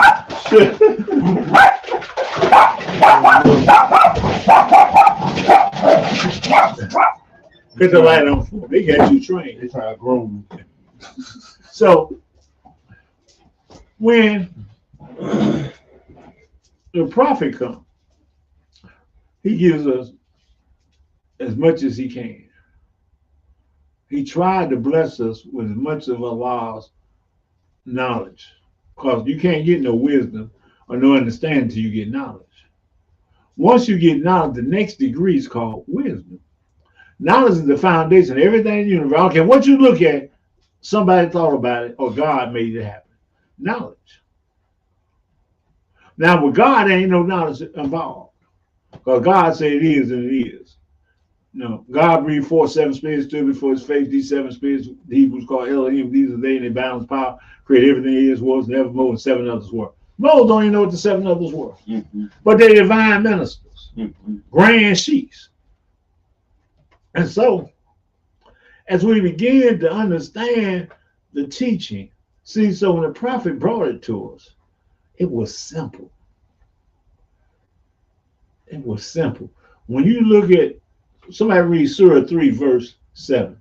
This is how it is. That when the prophet gave us this knowledge, it was simple for stupid. He made it where anybody could recite it and get it without any complications. Nationality. Well, who are you? You're not Negro, color, black. He explained that. What did it say, man? Islam. Surah 3, verse 7. It is he who has revealed to you the Quran. Some of its verses are precise, clear in meaning. They are the mother of the book, while others are allegorical. Those with a swerving in their hearts pursue the allegorical, to seek to create dissension by seeking to explain it. Yet no one knows their explanation except Allah. Those who are firmly grounded in knowledge say, we believe in it. It is all from our Lord, but only man of understanding really heed. Islam. Now, this was it. Only the man of understanding, right? Islam. But before you can understand, you gotta have wisdom. Before you got wisdom, you gotta know. So when the prophets come, they lay it down. And when the prophet came, he knew he had a limit of time. So therefore he began to raise those people who could carry on the work on that level. Now, we can look at over here, let's look at the Masons for a moment. Now they have this knowledge they call this Masonic knowledge and stuff. But if you ever notice something, the head of the Masonic order has advanced what his teacher taught him. Mm. So his teacher taught him, he came up to here. Now the teacher said, okay, I want you to take my place. Mm. So he's taking his place. So now what he do is his study, hindsight, he got hindsight because everything his teacher taught him back here, he's looking at. Hindsight. So now with that hindsight, he jumps over here, bang. He produces a book to give out his hindsight of what he's seen back there. Now the next student that he says, he got all this up here, then he said, okay, I'm gonna leave you, and he go, bang, his hindsight. This is why prophets, when they come, you always see this problem. Anytime a prophet comes, somebody else come behind. Every time a prophet comes, another prophet claim. Somebody else claim to be a prophet. Muhammad, during Muhammad's lifetime, I think there was 5 people that claimed to be prophets. After he died, the people in Medina want to separate themselves from the people of Mecca, and the people in Medina, and people from Mecca killed the people in Medina, and they said it was Allah's will, because they were strong and had more arms than they had. Now, we're looking at this and say, okay, it took them 400 years to come up with the Quran. Think about that. Mm-hmm. There was no Quran during the lifetime of Muhammad like that. Ali, who lived in the same tent that Muhammad did, when Muhammad died and Akbar was talking, he went and brought the works that Muhammad had come up with from his scribe. Because Muhammad had a scribe who write down what he said. Akbar refused to accept it because he didn't like Ali. Mm-hmm. He liked his version. Mm-hmm. This is the problem with Moors. The leadership like their version, even though their version may be wrong as hell. Mm-hmm. It may be nowhere near what was dictated to the scribe. So Muhammad dictated the scribe, so I take this here book and I scribe my scribe all that. When I die, you take the book to give it to the next leader, but he refused it because he got this little book. Because he understands some of the stuff I said. So he's missing a lot. So when you look at the Masonic order, what we look at, each grand master or supreme master of that group, he elevates the knowledge from that point to here. Because he is sat there, study, practice, and he can see the word for what's said. That's why the brothers in California, they talking about, yeah, say, the prophet said, he didn't say the prophet, Noble Ali said in the Quran, he said that he's the founder of the United of the Moor Scientific America. That means the Moor Scientific America had to be broken or something. If you don't know if it's broken or something, nigga, what you talking about? Why are you talking about something you have no knowledge of? I mean, just the fact you opened your mouth and said the temple was either broken or divided. That's why the prophet said that. That means you got that from your teacher, because your teacher is letting you teach. See, your teacher is letting you sit in front of the TV camera and teach the people. So your leader must be in agreement with that dumb stuff you teaching. But that ain't what the prophet meant. See, in this book here, the prophet clearly states, chapter 47, verse 14. Verse 12. These holy and divine laws are from the prophet Noble Drew Ali, founder of the United of the Moor Scientific of America. Wait a minute. What else? I thought I had that covered there. I don't have it covered there. What did the prophet say he was uniting? Let me look. The original 102 on the inside cover says, Noble Drew Ali, the founder of the United of the Asiatic States of North America. Okay. He's uniting the Moor Scientific of America with what? With Islam. He said that we're returning Christianity, idol worship, and everything that the European gave us back to him, and we united with him. What did he say Prophet Muhammad said in chapter 45? Uniting Islam. Let's look at chapter 45. What our prophet pointed out to us so perfectly. It says this here, verse 7.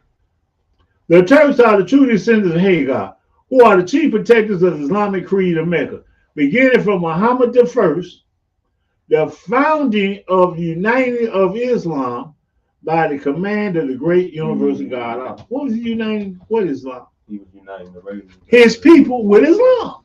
But see, they don't have that type of leadership because they're still deaf, dumb, and blind. So because they're still deaf, dumb, and blind, they're following blindness. Blindly. And they're talking blindly. Because the brother said, I can't believe nobody said nothing that stupid. Because the Quran come out in 1927. One more signed to America in 1927. Choose this but one. Right. The prophet wouldn't even support that idea, in itself. There was but one more sign to America till the prophet died. Point blank, period. Wasn't no division. People were talking. The prophet said, watch out, because the prophet already knows how snickers are. He said, watch out for any outside news you get, because Europeans and Asiatics been paid to go against me. He established that. But these brothers don't understand that. Why? Because their leadership are not masterminds. They're not masterminds. No one has sat down with them and said, that's the wrong thinking, bro. But because you can't shake Kenyatta said it was, but they couldn't explain it, Mom. You talking about something you can't explain. How can you teach on it? You have everybody have guesswork. You can't teach on it because you can't explain. You can't explain because you don't know. You don't know because you haven't studied. And for one chapter in the Holy Quran of the Moor Scientific, that's chapter 1. Everything else is a breakdown. How to get back. What's going on? If you look at it from that point of view, all the knowledge then become one. It don't become separated. You separating all the chapters. No. When you get a car, you want wheels on it too. Because you want to go places. You don't buy a car without no wheels. I'm not talking about tires, I'm talking without no wheels. You ain't got no wheels, you don't need no tires.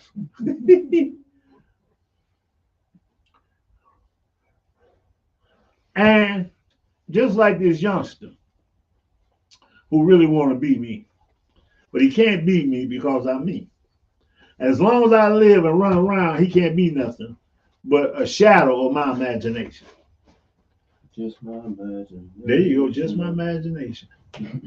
Running away. See, there's a few brothers out there that in their heart they want to be me. They could be better than me. See, that's the problem. If you study, and Allah bless you with knowledge, wisdom, and understanding, you'd be better than me. But you don't study like me. I'm studying every day. I'm cutting and pasting every day. Every day I'm cutting and pasting. I'm working on a ministry book now, along with these books. I got about 20 books I'm working on at multitude of times. And I'm gathering information. See, that's the difference. I'm a thinker. I know we still had this. I used to say she can't wait to get her master, get her PhD, so she can go argue with this guy. Gosh, man. She want to argue with him. The European man. Yeah, I already argue with him. He said they almost cried. Yeah. I mean, to write a literary review. Trash. Writing a literary review. I seen the video where the New York was coming out of you. They coming at him. The New York was coming out of you. The accent, I heard the accent and everything. Oh, yeah, She got wrong. I said, Yeah, she got mental issues. Yeah, she got mental issues. She got mental issues. She said, we had this hardcore council. Oh, God. Yeah. What video was that? It's on the website. It's where y'all was going back and forth with the European. We kept trying to say that the prophet remarried. He left his wife. Oh, yeah. He was pissing me Yeah, off. I already know. I heard the accent coming up. You had to leave him run. It's real simple. See, but Ali Man, he got his stuff from Ali Man. See, that's the key. Islam. Yeah, I caught that too. See, he boasts. I got that in the book on Islam that I'm doing. I'm doing a part of the ministry on Islam. Different versions, different stuff that people have said from the time of the prophet to now. And I'm like, you studied for 7 years and didn't come up with nobody? And that's the whole thing. When someone is writing, Yeah, talk loud. when someone is writing a piece that they're presenting for people to grab their attention, to pull them in, it's like, who are you writing to? What is your attempt in writing this? What are you looking to do? What is this supposed to do? You know, so you want the W's, you know, who you writing to, you know, what is it about? And why have you chosen this topic? Here you go. Now The Princess and the Prophet. you spent 7 years, but that makes me think that you are really close with someone in the more Science of America diaspora. You eating at their house, you hanging out with them, you actually supporting and them, put money into their No, organization. No. Because when I asked him, he said his wife was sick for them 7 years, and that's why it took him 7 years. And I'm like, okay, you must be talking to Trump Jr. Because you can't be telling that to me. Oh, you must be talking to Sharif. He was talking to Sharif. Because I got it out the book where he said Ali Men's helped him, and Ali Men's supposed to be this scholarly group from all temples. We didn't say all. I was so happy. He didn't say he had scholars from our temple over there trying to work with him. Because we don't go for that. Now everybody and their mama got him on television, on some more show. You can see Sharif up there, and he said the prophet ain't perfect. That's how I know they're stupid. Why would you have a man on your show that says your prophet, his prophet ain't perfect? And he told me this, listen, I got 1,600 pages up there somewhere that I'm gonna do. It's called my internet conversations. That's what people had to talk to over the years. 1,500, 1,600 pages.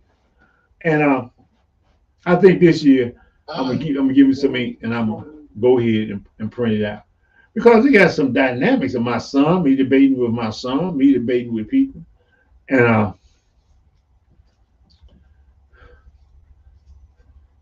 was just thinking I should have took something off my son said.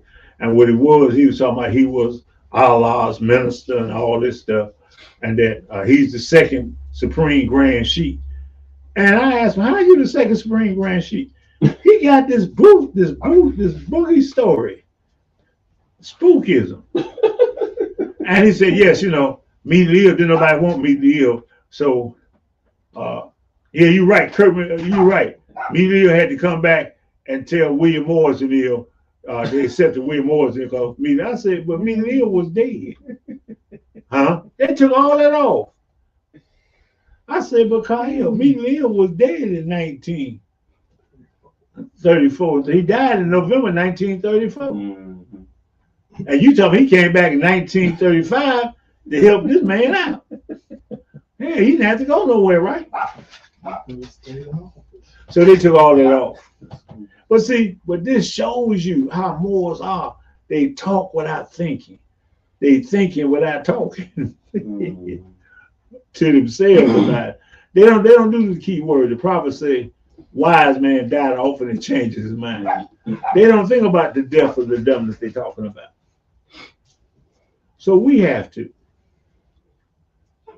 And right now, don't let them back in. Right now, we have this thing, you know, Ramadan's ended, and now Moors are running around here talking about they purified and haven't learned nothing. You go to the masjid, you haven't learned nothing. They're not making masterminds in the masjid. Watch that though. Push it against the wall. Yeah. This is how you know that, because ain't no smart people coming out. Ain't nobody coming out with nothing new in Islam. Mm-hmm. Ain't nobody breaking down nothing, because first you have to break down if you so-called African American, Malay, Jungle Bunny, whatever. Why are you following somebody that if you go to their country, they can enslave you? Mm-hmm. What's the difference between a European slave master and an Arab slave master? I can tell you, we know what it is? A pair of scissors. Because they cut your nuts off.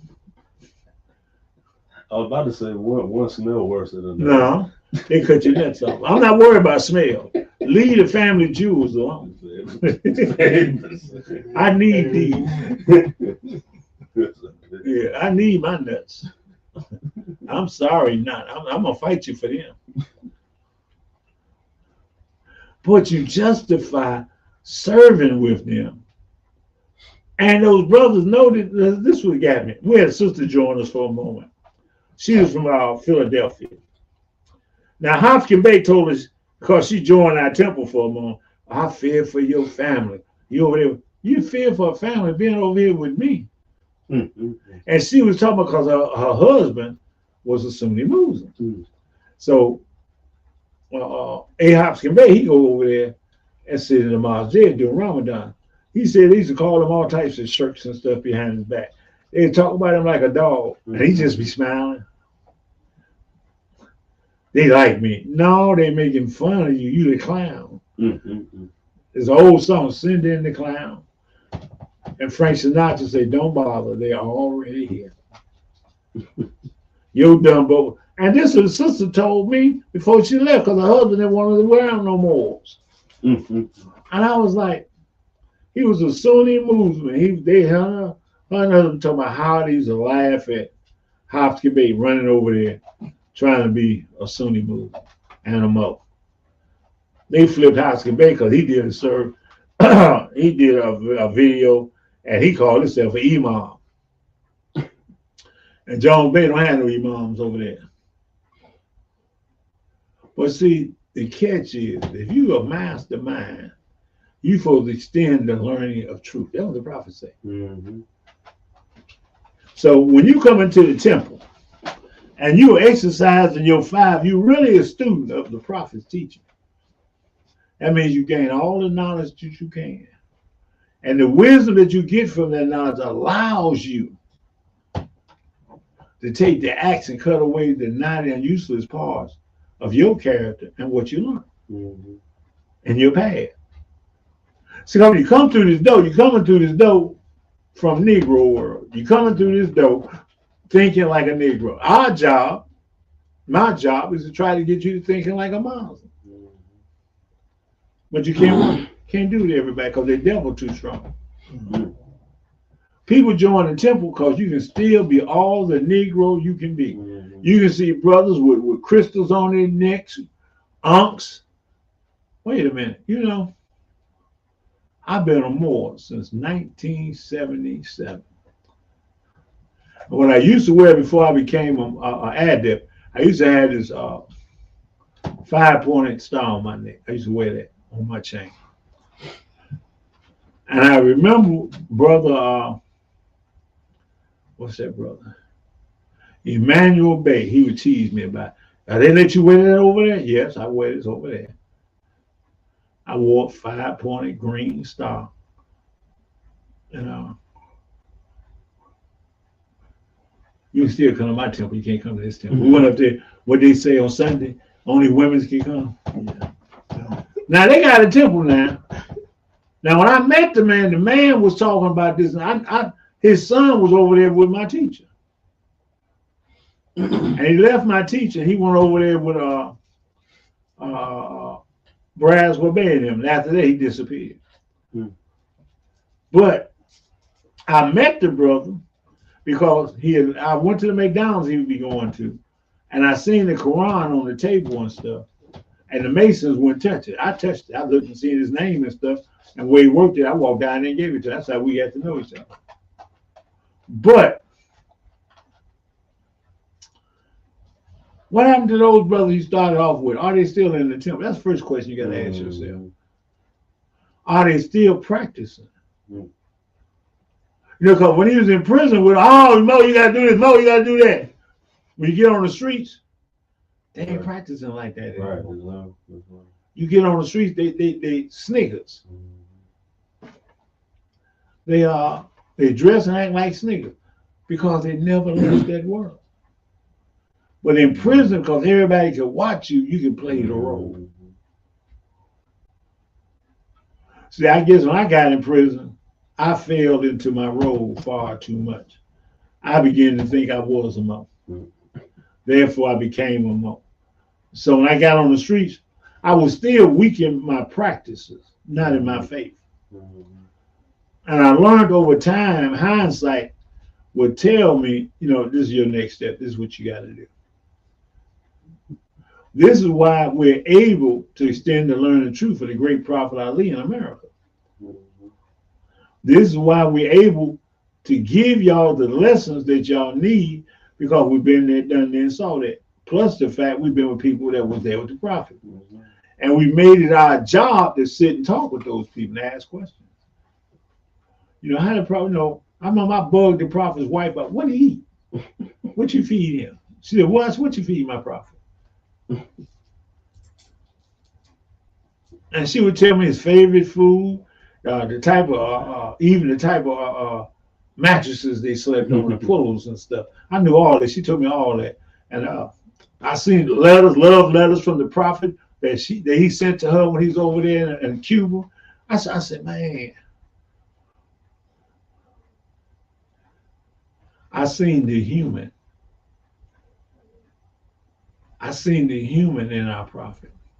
I seen the divinity in our prophet. Once you breathe upon, the spirit in you is elevated. It's elevated. And you can't go back. But now you can be breathed upon and hold your breath.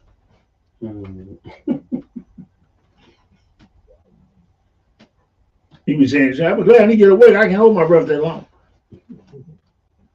So every time you come around, you're holding your breath. Because you don't want to leave the world you're in, because you've been trained. You've been duly trained. The education system has trained you. You know, I was watching these brothers from Dr. York thing, and they talking about, you know, God this and God this and woo. I don't know, but you follow the faggot. This man confessed to raping little boys and girls, and you still following him. How can you question me? Now, how can you question me when my leaders don't do that? We soldiers. And I'm watching our people try to answer those questions. Christians, Muslims, they challenging everybody. I'm like, you follow faggot. Well, that's no. I watched him on video confess before the judge and said, yes, I did that stuff. He thought he was going to get 15 years. The judge said, nigga, I'm giving you 138 years. That's when he got regretful. He wasn't regretful when he copped out. He thought he was getting that plea. Yeah, he thought he was getting the 15 years. Mm-hmm. Judge fooled this punk, but now he running around God in an orange carrot suit. I was seeing some videos on that. I used to talk to the man. He tried to convince me. He sent me 35 pounds of his books. That's where I got this green Quran from here. He sent me 35 pounds of his book. I called my post office one day, and they said, you got 35 pounds of book. I said, what? He said, yeah. See? He sent me this. I had 35 pounds of his books. I'm trying to figure, what the hell is this here? That's a funny guy right there. Yeah. But I got some of everybody's Quran. I'm a collector. See, so I know what I'm talking about when I talk to you. Even this fake guy here, look. And I met him in person. In 957 75th Street. I can believe he'd do something like that. That's stupid. I remember seeing before I joined the temple, I saw the book, but I was stuck on the cover. I said, why is sister on the floor? Because he dropped it. Because he dropped it. He knocked it out. Like, He dropped it. I'm like, what is it? He dropped it. What is this about? He don't even know the keys. He was a Mason. See, and his Masonicness overturned him. Mm-hmm. Him and his brother was master Masons. They joined the temple in 45 under the reincarnated brother. And then they said, Richardson said that the reincarnated brother, they're not joined in 41, 42. Reincarnated brother, he died in 45. And Richardson then said that when he died, he passed a piece of paper with the 90 name, secret name on it, but it didn't work till 1970. So I'm like, okay, who believes that stuff? You give me something in 1945, but this don't come into effect to 1970. Show you right. Well, I'll show you how people go for anything. Sometimes y'all should just turn y'all TVs to YouTube and watch some of the videos up there. Right now, I'm watching the series on Yahweh being Yahweh. You know, I knew a bunch of his people through my time in California, and I knew a bunch of Hebrews in Illinois, Ben Ami and Prince Yaakov and them. I knew of them. So I got through my travels. See, this is what elevates you. Through your travel, you're bumping into people. They're stirring up your knowledge. They're giving you knowledge. They're stirring up your mind. And if you listen to them, they don't have to be a Moor to teach you something. She don't have to be your Moabite to teach you something. He don't have to be your Moabite to teach you, because knowledge is free. And because it's free, we throw it around the room. Why do you think they say you want the government to know something? What the prophet say? So if I tell you today, the European know tomorrow. Well, I'm gonna tell you now. If I tell you now, it's on the internet. Right now, it's on the internet. Ain't no tomorrows no more. You know now. That's why that brother called me, because he watching the show now. Instead of him saying, wow, I don't have to make an ass out of myself. But as long as Rael is alive, he know the secret of my life. That I'm a punk and a faggot. That I'm weak. But anyway, I thank you for calling to tell me you want to do something to me. I got that recorded. You know, so now if I see, I can just bust you in your head. True threat. You know, because you threatened me on television, live. Your woman should be running from you now. I couldn't have no dumb man. If I was a woman, you that dumb, I'm gone. Baby, I'm finna go to the store. Why you got all the bags and stuff? Oh, there's a bag laid down. I'm gonna give her something. The story ain't adding up. Yeah, because what you saying ain't adding up. What you sounding. Where's my baby?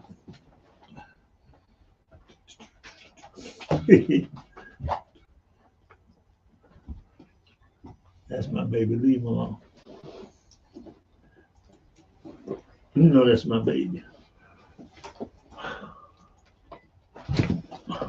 Islam. Islam. We rise giving eternal praise unto Allah, giving highest honors to our holy and divine prophet, Noble Raleigh. What man? We're reading from the Holy Quran, the Moorish Science Temple of America, chapter 32. Holy instructions from the prophet, charity. No, you my dog. Happy is the man who has sown his breast to seed benevolence. The produce thereof shall be charity. She and can't love. get her train too. Huh? From the fountain of his heart shall rise rivers of goodness, and the stream shall overflow for the benefit of mankind. What? He assists the poor in their troubles. He rejoices in further and prosperity of all men. He censureth not his neighbor. He believeth not the tales of envy and malevolence, neither repeateth he their slander. He forgiveth the injuries of men. He wipeth from his remembrance. Revenge and malice have no place in his heart. For evil he returneth not evil. He hateth not even his enemies, but requireth their injustice with a friendly admonition. The griefs and anxieties of men excite his compassion. He endeavoreth to alleviate the weight of their misfortunes, and the pleasure of success rewardeth his labor. He calmeth the fury. He healeth the quarrels of angry men, and preventeth the mischiefs of strife and animosity. He promoteth in his neighborhood peace and goodwill, and his name is repeated with praise and benediction. Islam. As always, we thank each and every one who support the Moorish temples of Islam. And just you saw the man put $20 down last night. So there are men waiting to put thousands of dollars for the progress of this divine movement. Then I in turn use among the temples, seeing that you're comfortable. I can show many illustrations. I've demonstrated that you may use my money if your heart is right, pure, and just. So this is a New Year's celebration. Turn over a new leaf, you Moors. This is the beginning of new business. The heads of all temples, grand sheikhs, grand sheikhs, must conform themselves to the divine principles: love, truth, peace, freedom, and justice. They must live the life among the members and be loved by them as even the prophet is loved. They must not practice the principle of segregation among any group in his or her temple. Would that be a good Moor? Let it be he or she that is head of any temple of the Moorish Science Temple of America, that there come any grievances. Notify the prophet instantly, and do not attempt to quiet among yourselves. All heads of all temples are to constrict and conform to these laws. From the prophet, Noble Raleigh. Did you order this book like I asked you? Moorish Science Temple of America. This is dated October 17, 1928. To the members of the Moorish Science Temple of America, Islam. This is the instruction from your prophet, Noble Raleigh. Be faithful unto your forefathers' divine and national creed, that you will be blessed for your good deeds that you sow in the flesh. Allah is the one that judges the world, and his judgment is now on, but the weak can comprehend it not. The end of time is drawing near, so says Allah to his divine prophet, our Noble Raleigh. And that is why many hearts have been turned to stone, and many have eyes to see but cannot see, ears to hear but cannot hear. Least they would be confounded of their sins.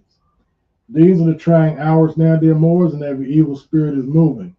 And they are trying every weak mind to overthrow and drag out the true foundation that has been laid, and to cause confusion in the minds of the ones that do believe. But if you have the true love of Allah and the spirit of your forefathers, you fear not what you hear or see, but will sacrifice the utmost of your very life to protect your movement and your prophet. Watch your enemies, dear Moors. Your enemies are the ones that speak against your prophet and ridicule him to the very lowest, and the ones that speak against your divine and national principles of your temples. Act accordingly, and Allah will bless you for your good work. Peace, your divine prophet, Noble Raleigh. Wow. Our salvation, Allah, unity. The Moorish Science Temple of America, the Divine Constitution and Bylaws. Act 1. The Grand Sheik and the Chairman of the Moorish Science Temple of America is empowered to make law and enforce laws with the assistance of the Prophet and the Grand Body of the Moorish Science Temple of America. The Assistant Grand Sheik is to assist the Grand Sheik in all affairs. If he lives according to love, truth, peace, freedom, and justice, and it is known before the members of the Moorish Science Temple of America. Act 2.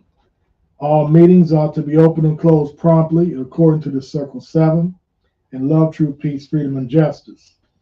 Friday is our holy day of rest because on a Friday the first man was formed in flesh, and on a Friday the first man departed out of flesh and ascended unto his Father God, Allah.